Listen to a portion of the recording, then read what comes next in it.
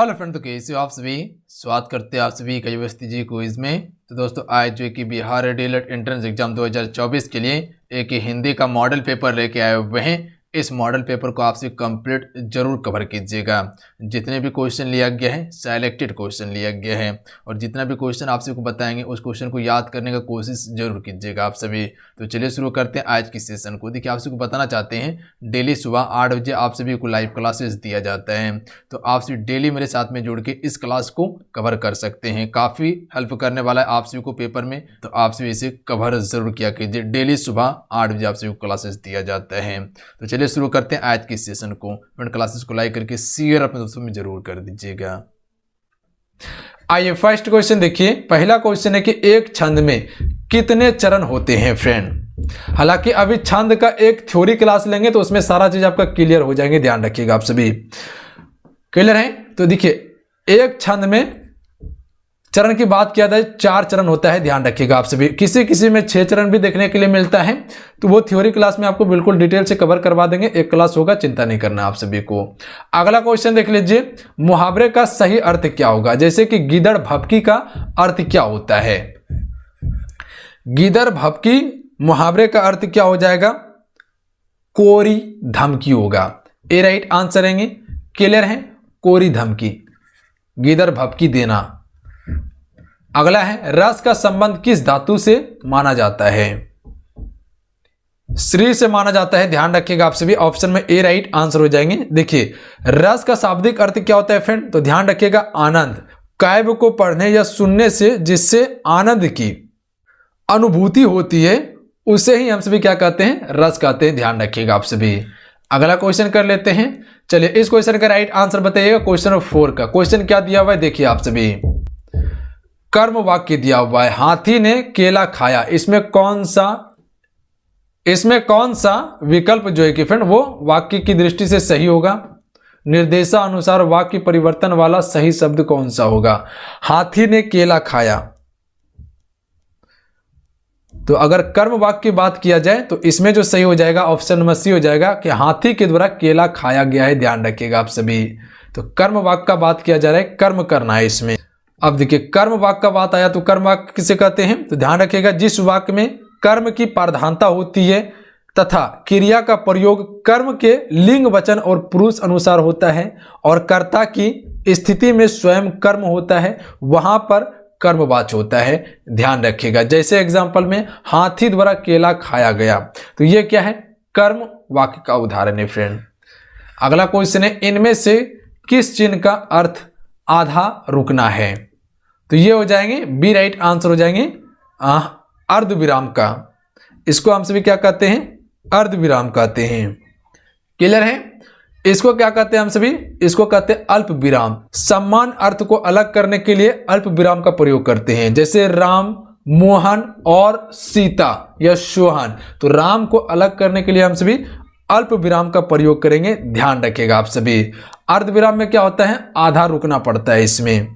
Clear है? ये क्या है आपका पूर्ण विराम है, ये क्या है आपका विस्मयादि बोधक है। ध्यान रखिएगा आप सभी।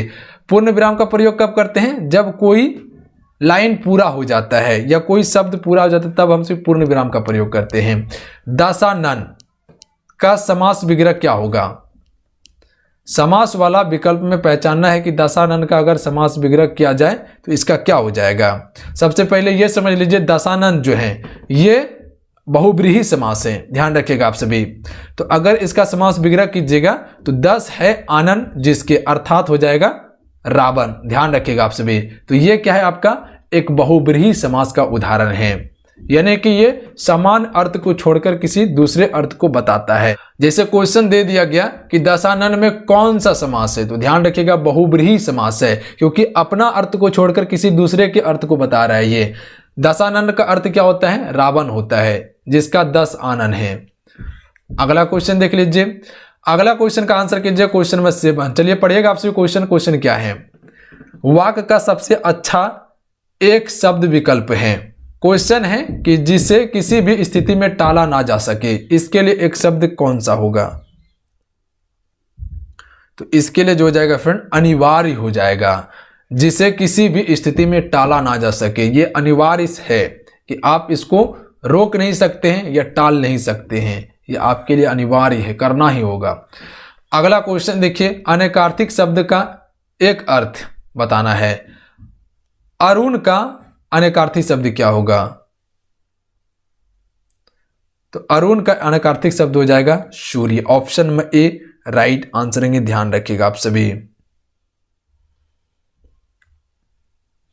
अब देखिए अनेकार्थिक शब्द किसे कहते हैं, तो यहां ध्यान रखिएगा जिन शब्दों के एक से अधिक अर्थ होते हैं, एक से अधिक अर्थ होते हैं, उसी को हम सभी क्या कहते हैं, अनेकार्थिक शब्द कहते हैं। जिन शब्दों के एक से अधिक अर्थ होते हैं उसी को हम सभी क्या कहते हैं, अनेकार्थिक शब्द कहते हैं। जैसे कि लड़का, तो लड़का का एक अर्थ क्या हो जाता है, आदमी भी होता है, तो ध्यान रखिएगा आप सभी। उसी प्रकार से अरुण, तो इसका एक अर्थ सूर्य भी है। अगला क्वेश्चन देख लीजिए, निम्नलिखित में प्रश्न दिया हुआ है जिसमें कि 4 विकल्प हैं। अधिकरण कारक की विभक्ति पहचानिए। अधिकरण कारक का, तो अधिकरण कारक में आपको क्या बताए थे, इसका चिन्ह क्या था, अधिकार करके बैठना, यानी कि में और पर, में हो जाएगा और पर हो जाएगा। जैसे वृक्ष पर चिड़िया बैठी हुई है, या बोतल में पानी भरा हुआ है, यानी कि अधिकार करके। तो इसमें अधिकरण किसमें हो जाएगा, में और पर, तो इसका ऑप्शन नंबर क्या हो जाएंगे, डी हो जाएंगे, ध्यान रखिएगा। उस सही विकल्प का चयन करें जो बताता है कि पुरुषवाचक सर्वनाम का भेद नहीं है। कौन सा?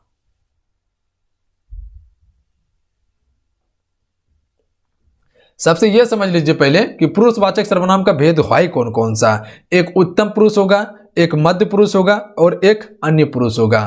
तो उत्तम पुरुष है, अन्य पुरुष भी है और मध्य पुरुष भी है, तो ये सभी पुरुषवाचक सर्वनाम का भेद है। जबकि आपका अति उत्तम पुरुष ये पुरुषवाचक सर्वनाम का भेद नहीं है। तो ऑप्शन नंबर सी इसमें क्या है, गलत है। अगला है, निम्नलिखित में से 4 विकल्प दिए हुए हैं, सही विकल्प का चयन करना है। क्वेश्चन की दृष्टि से ये सही है क्योंकि नहीं पूछा है कि कौन सा पुरुषवाचक सर्वनाम नहीं है, तो नहीं है, ऑप्शन नंबर सी नहीं है। चलिए इस क्वेश्चन का राइट आंसर बताइएगा आप सभी। क्रिया भूतकाल से शुरू होकर अभी अभी समाप्त हुई हो, तो इसे कौन सा काल कहते हैं? तो इसे आसन्न भूतकाल कहते हैं। क्लियर है? क्रिया भूतकाल से शुरू होकर अभी अभी समाप्त हुई हो तो इसे आसन्न भूतकाल कहते हैं। अगला क्वेश्चन, निम्नलिखित प्रश्न में से वाक्य के संरचना के आधार पर उसका भेद बताइए। अनु ने देखकर निबंध लिखा, इसमें क्या बताना था, भेद बताना था। अनु ने देखकर निबंध लिखा, पूर्वकालीन क्रिया होगा इसमें। Option number B right answer है कि अनु ने देखकर निबंध लिखा, यानी कि पूर्वकालीन क्रिया है इसमें। अगला है, चलिए इस क्वेश्चन का राइट आंसर बताइएगा। सही स्त्रीलिंग शब्द बताना है। प्रबंधक कर्ता का स्त्रीलिंग क्या होगा? सिंपल सा है, प्रबंधक करती हो जाएगा स्त्रीलिंग। अगला है, तो अगला क्वेश्चन देखिए, नीचे दिए गए शब्द का सही बहुवचन रूप वाला विकल्प का चयन कीजिए। नेता का बहुवचन क्या होगा? तो नेता का नेति नहीं होगा, ध्यान रखिएगा, यह नेताओं नहीं होगा। नेता का हमेशा नेता ही बहुवचन होता है, ध्यान रखिएगा आप सभी, क्योंकि ये एक संज्ञा शब्द है और संज्ञा का एक वचन और बहुवचन हमेशा एक ही होता है। संज्ञा का एक वचन और बहुवचन हमेशा एक ही होता है, ध्यान रखिएगा। बहुवचन वाला रूप वाला विकल्प का पहचान करना है। ऋतु का बहुवचन क्या होगा? तो सिंपल सा है, ऋतुएं हो जाएगा ऋतु का बहुवचन, ए राइट आंसर है। अगला है, स्वर रहित व्यंजन जब स्वर सहित व्यंजन से मिलता है तब क्या कहलाता है? स्वर रहित व्यंजन जब स्वर सहित व्यंजन से मिलता है तब यह संयुक्ता अक्षर व्यंजन कहलाता है, ध्यान रखिएगा, ए राइट आंसर रहेंगे। अगला क्वेश्चन देख लेते हैं फ्रेंड। अगला क्वेश्चन है, कौन सा व्यंजन नासिक द्वारा उच्चारित होते हैं? नासिक यानी कि नाक से उच्चारित होते हैं। तो नो हो जाएगा, option number A right answer हो जाएंगे, ना। नासिक व्यंजन कौन कौन सा है पता है आप सभी को? जैसे आपको बताते हैं, को में आपका क्या हो जाएंगे, जैसे को वर्ग में नासिक व्यंजन जो आ जाएंगे आपका अंगो वाला, ये नासिक है। चो में आपका क्या आ जाएंगे, चो वर्ग में या जो है या आपका नासिक व्यंजन है। जो सबसे अंत वाला है वो आपका नासिक व्यंजन है। ट वर्ग में जो है न, ये भी नासिक व्यंजन है। त वर्ग में जो है मूर्धन्य, ये भी नासिक व्यंजन है। तो ये सभी क्या है, नासिक व्यंजन है जो पीछे वाला है। अगला क्वेश्चन देखिए, निम्न वाक्य विशेषण की किस अवस्था से हैं? यह करेला कड़वा है। यह करेला कड़वा है मूल्य अवस्था से संबंधित है, ध्यान रखिएगा आप सभी। अगला है, तुलसीदास जी द्वारा रचित पुस्तक महाकाव्य का नाम है। तो इसका पुस्तक है रामचरितमानस, ऑप्शन में बी राइट आंसर रहेंगे। अगला है, रंगभूमि किस प्रसिद्ध लेखक द्वारा रचित उपन्यास है? तो रंगभूमि के रचयिता है प्रेमचंद्र। अगला क्वेश्चन देखिए, इनमें से कौन सा जयशंकर प्रसाद जी की प्रसिद्ध रचना है? तो देखिए कामायनी, ये जयशंकर प्रसाद की रचना है फ्रेंड, ध्यान रखिएगा आप सभी, याद रहेगा। अगला क्वेश्चन देख लीजिए, 2017 का साहित्य अकादमिक पुरस्कार किस लेखक को दिया गया था? तो रमेश कुंतल मेघ को दिया गया था। अगला क्वेश्चन देख लीजिए, चलिए इस क्वेश्चन का राइट आंसर बताइएगा, अलंकार से संबंधित है। तरनी तनुजा तट तमाल तरुवर बहु छाय में कौन सा अलंकार है?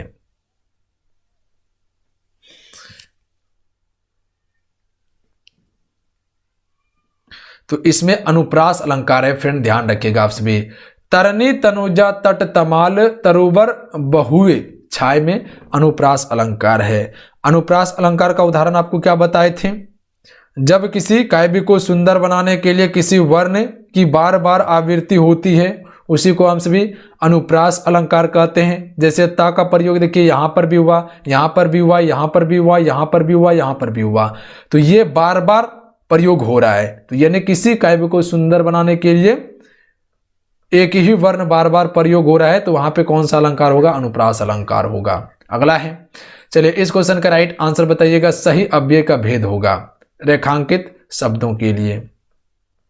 तो दिन भर जो है फ्रेंड, ये कौन सा अव्यय है?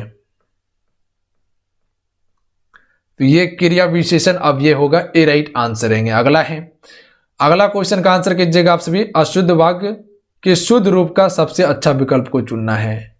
अशुद्ध वाक्य का, आप नानी के घर जाओ, इसका शुद्ध रूप क्या होगा? तो इसका शुद्ध रूप हो जाएगा आप नानी के घर जाइए, जाओ नहीं जाइए, तो ये शुद्ध रूप होगा हिंदी का। अगला है, समान अर्थ वाला शब्द का चयन करना है। कौशल का समान अर्थ वाला शब्द कौन सा है? तो कौशल का समान अर्थ हो जाएगा दक्षता, ध्यान रखिएगा। कौशल का समान अर्थ जो होता है दक्षता होता है। अगला क्वेश्चन देख लीजिए, चलिए इस क्वेश्चन का राइट आंसर बताइएगा आप सभी। अवगुण शब्द में डैश उपसर्ग हैं। तो उपसर्ग आगे लगता है किसी भी शब्द का, तो अपगुण में अब हो जाएगा, अब एक उपसर्ग शब्द है। क्लियर है? अगला है, निम्नलिखित प्रश्न में से 4 विकल्प में से उस विकल्प का चयन कीजिए जो प्रत्यय से नहीं बना है।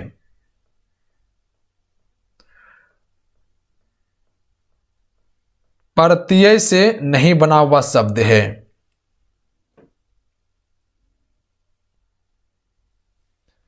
लालिमा, इसमें प्रत्यय लगा हुआ है, इसमें मां प्रत्यय है। टुकड़ी, इसमें ई प्रत्यय है, ध्यान रखिएगा आप सभी, बड़ी ई। शक्तिमान, इसमें जो है फ्रेंड मान आपका प्रत्यय है, बाकी बात सफल में प्रत्यय नहीं लगा हुआ है, तो डी राइट आंसर रहेगा। अगला है, सही तद्भव रूप, ग्राम का तद्भव रूप क्या होगा? तो ग्राम मतलब गांव ही होता है, तो इससे अभी जो हम सभी हिंदी में बोलते हैं गांव कहते हैं, तो ये तद्भव रूप है, ये संस्कृत का शब्द है ग्राम। अगला है, 4 विकल्प में से दिए गए शब्द के विपरीत अर्थ वाला विकल्प चुनिए। बंधन का विपरीत अर्थ क्या होगा? तो बंधन का विपरीत, बंधन मतलब क्या होता है? बांधा हुआ, तो इसका मुक्त हो जाएगा। तो ये क्लियर है। तो चलिए आज कितना है, आज की इस क्लास को यहीं समाप्त करते हैं हम सभी। आज की सेट में 30 मोस्ट इंपॉर्टेंट क्वेश्चन कवर किए हैं। आज के ये सेट कैसा लगा आप सबको नीचे कमेंट बॉक्स में आप सभी जरूर बताइएगा। तो चलिए मिलते हैं। जय हिंद, वंदे मातरम। ध्यान रखिएगा, पढ़ाई करते रहिएगा आप सभी। और जो भी एप्लीकेशन से जुड़ के क्लास करना चाहते हैं जाइए ज्वाइन कीजिए। ज्वाइन कैसे करना है वीडियो बनाओ, वीडियो को देख लीजिएगा। कंप्लीट तैयारी करवाया जा रहा है फ्रेंड, बेस्ट स्टडी मटेरियल के साथ में आप सभी तैयारी करना शुरू कर दीजिए। जय हिंद, वंदे मातरम।